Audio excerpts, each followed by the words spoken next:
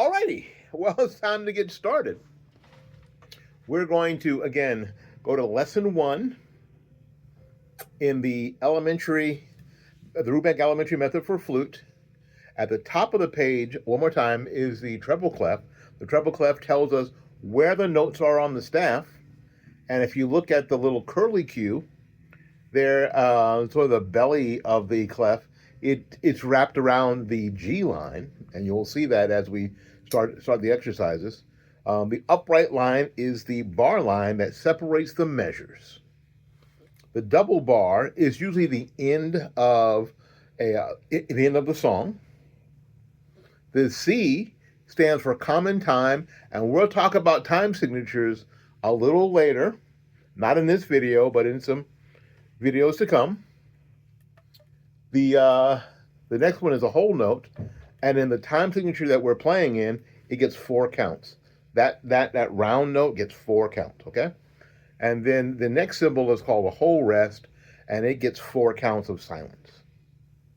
All right, so let's go to exercise number 1 on lesson 1 in the Rubank elementary method for flute.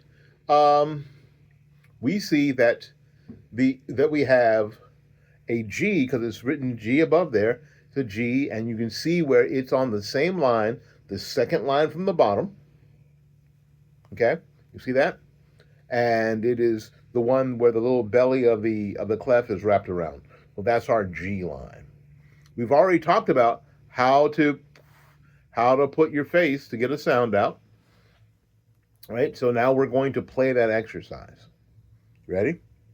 So we have a whole note that gets 4 counts of sound, and then a whole rest that gets 4 counts of silence, and then a whole note, 4 counts of sound, a whole rest, 4 counts of silence, 4 counts of sound, 4 counts of silence.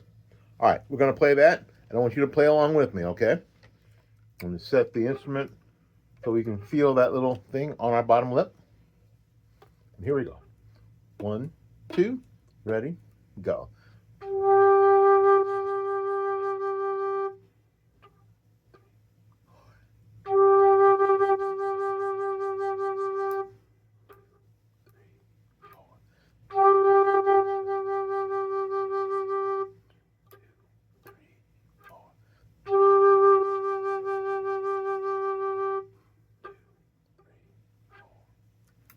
There you go, number 1. Easy enough. Now that G is fingered 1. Remember, we skipped this note. We skipped this key. 2 and 3. This pinky is responsible for that key there. See, we have this one here, not this one up here, but that one there. We skip 1 and we go here. That's where our hand goes. On our right hand, we start here, right behind this, here and here, and our pinky is responsible for all of these down here. Our thumb goes between, on the back, these 2 fingers. You see where my thumb is? Not too far up like that, and not like this, but like this, pointing forward like this. Got it? That's very important. And we'll talk about that again as time goes on. All right, number two. We're going to go real slow in the beginning. This video is going to be longer than, it's going to be like a lesson. It's going to be longer than you thought. But I want you to follow every single step and go slowly and get it. If you don't understand what I've said, stop the video, go back, and watch it again. Okay? Cool. The next note is also a whole note, and it gets 4 counts of sound in 4/4 time. And then the whole rest, and then the whole note, and the whole rest, the note, the rest, the note, and the rest. The whole notes get 4 counts of, say it, good. And the whole rests get 4 counts of silence. All right, here we go. And that A is fingered like our thumb on that key there, on this key right here, okay? And the rest of the other 2 fingers are here and here. We skip this note here, and nothing except for I call this the paddle. This is actually the E flat key. You press that key down. And that's just so you can hold your flute. Here we go. Number 2. 1, 2, ready, go. 2, 3, 4. 1, 2, 3, 4. 2, 3, 4. 2, 3, 4. All done. Okay? How'd you do? You might want to do that again. I would do it again if I were you. Okay? Now we're going to move on to number 3. Number 3 has the same rhythm. 4 counts of sound, 4 counts of silence, 4 counts of sound, 4 counts of silence, sound, silence, sound, silence. Okay? But the fingering there is a B. You see that? It's a B. It's the middle line. It's 3 up from the bottom and 2 down from the top. It's a middle line. Okay, so what we're going to do is the thumb on the thumb on this key right here, not this one, not the one on the top, this one right here. So your thumb goes, and there you go. You see? Okay. And still, your pinky on, again, I'm going to call it the paddle, okay? On the paddle, put your thumb in the right place. Not like this, but forward. Here we go. 1, 2, ready?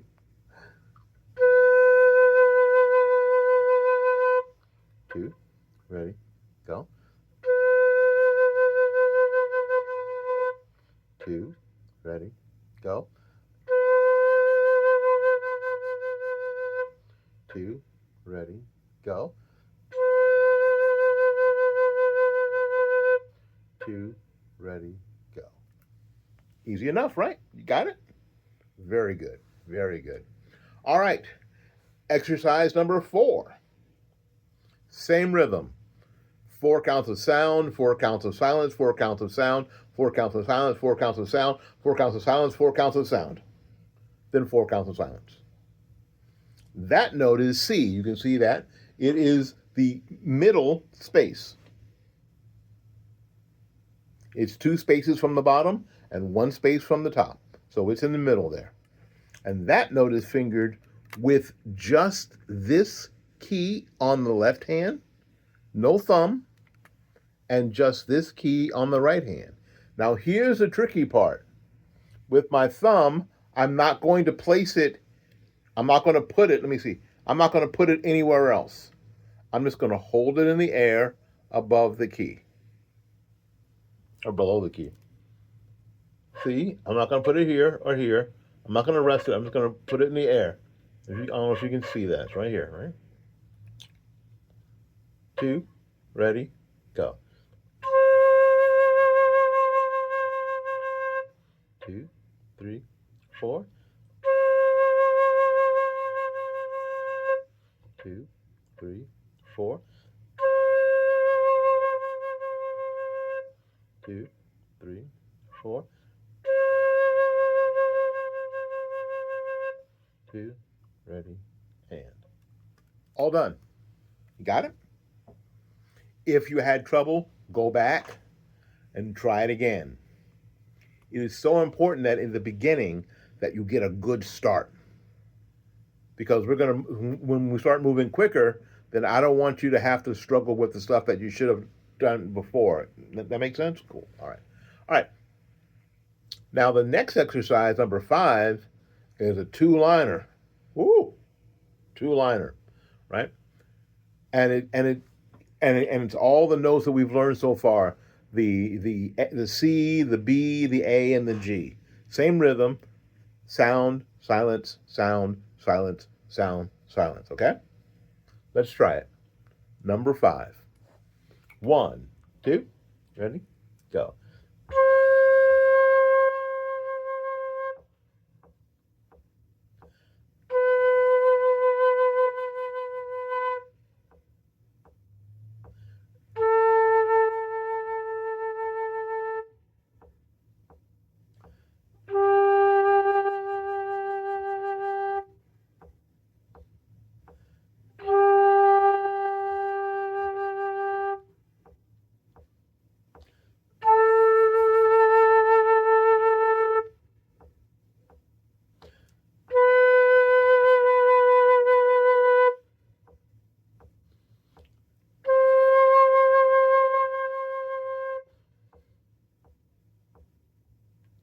And that's it.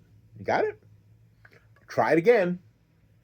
Don't think you can do these all one time and you have it for sure. Repeat them numerous times until they sound really good, okay? All right. Number 6. Now in number 6, you will see that the rhythm is different. There are no 4-count rests. They're just notes. Now, do you have to play them all in one breath? No. You do not have to play them all in one breath. You can take a breath after every 2 notes. You can play 2 notes, take a quick breath, and then play the next 2 notes. It'll sound something like this. Now I'm going to play number 6 for you, and notice when I take a breath, okay? All right, pay attention. 1, 2, ready?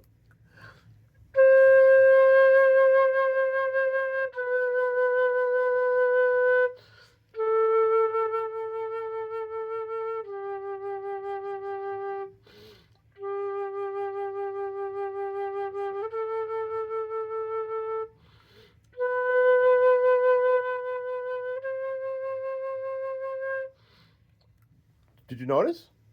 It wasn't a big deal. I didn't make a big deal about it, but did you notice that every 2 notes, after every 8 beats, I took a breath, right? So we're going to try it again. We're going to try number 6 one more time, and this time you can play along with me, okay? Here we go. 1, 2, ready?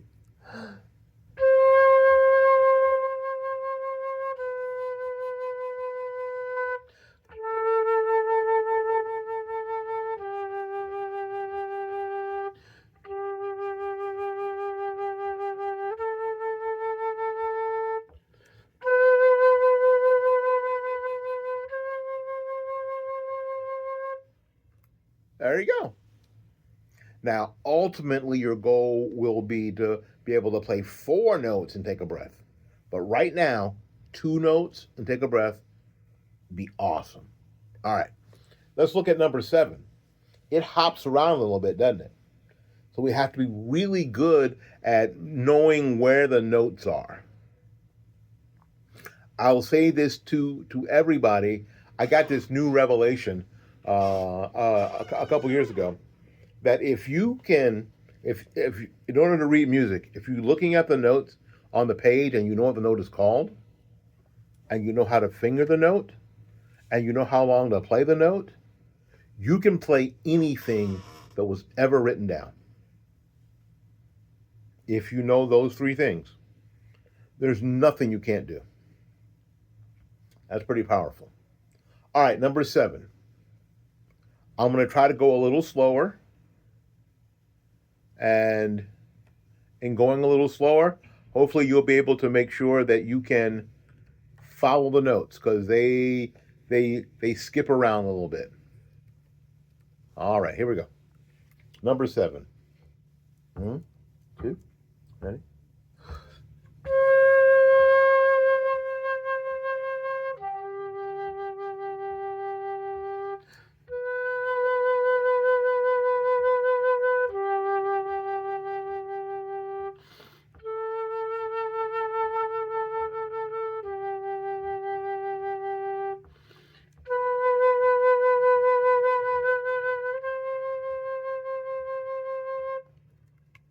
You got it? Did you get it that time? Do you need to do it again? Yes, you need to do it again. Let's do it again. A little slower. 1, 2, ready? Go.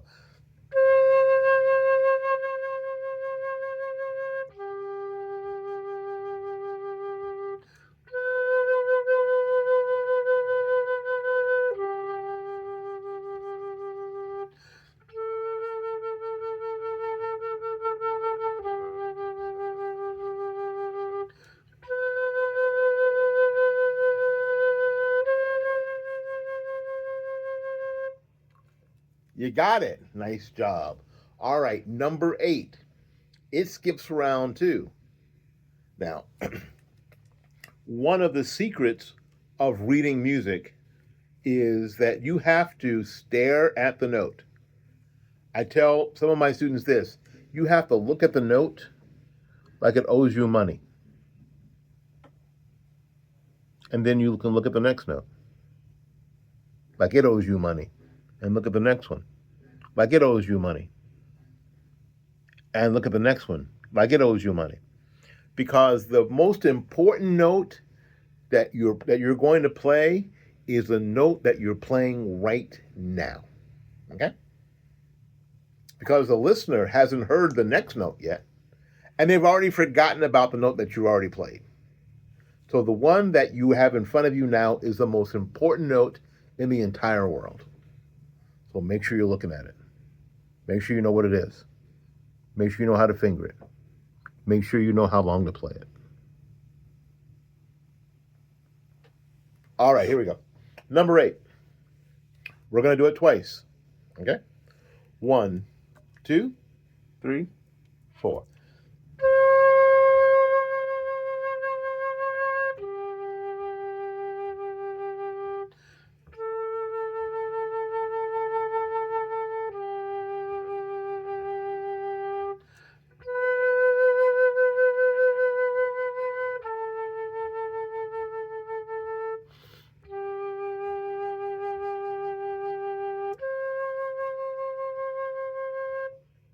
All right, pretty good.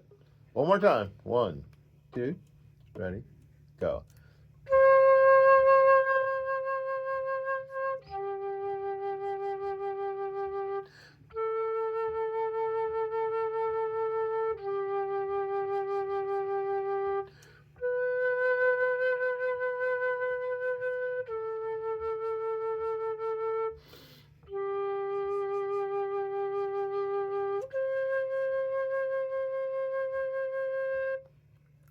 Did you get it that time?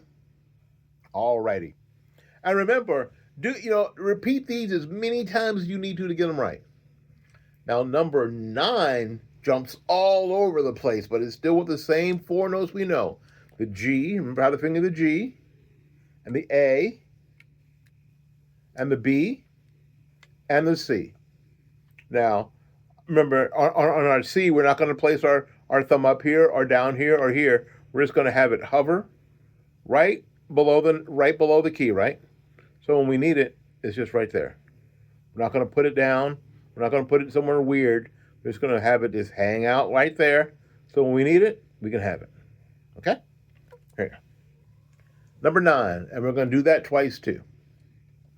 Ready? 1, 2, ready?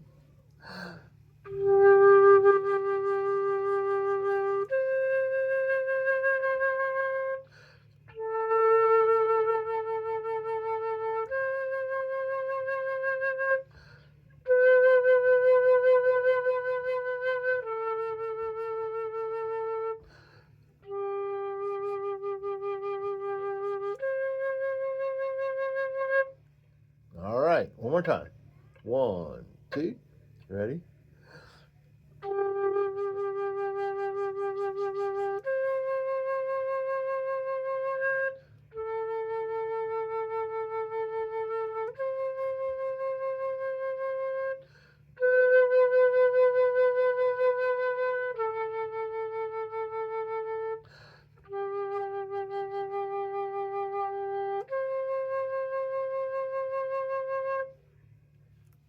You got it? Super. That was all of lesson 1 in the Rubank elementary method for flute. Now remember all the other stuff we talked about, where our hand should be, all right? How to get a tone out. What I think is the easiest way to get a tone out. Now you're going to have to experiment. You're going to have to do a lot of work with your head joint. And remember, before every practice session, and this actually should be for the rest of your flute life. Every practice session, take out your head joint. Make sure you're getting a consistent sound. Make sure that you're getting a little triangle that shows up right here at the end under your head joint. So you have to look directly into the mirror to make sure that's happening. All right? Try to get in at least 20 minutes of practice a day. That's how you'll get better. All right. The next lesson is going to be lesson 2. And do this lesson as many times as you can. And I'll see you in the next lesson. Practice.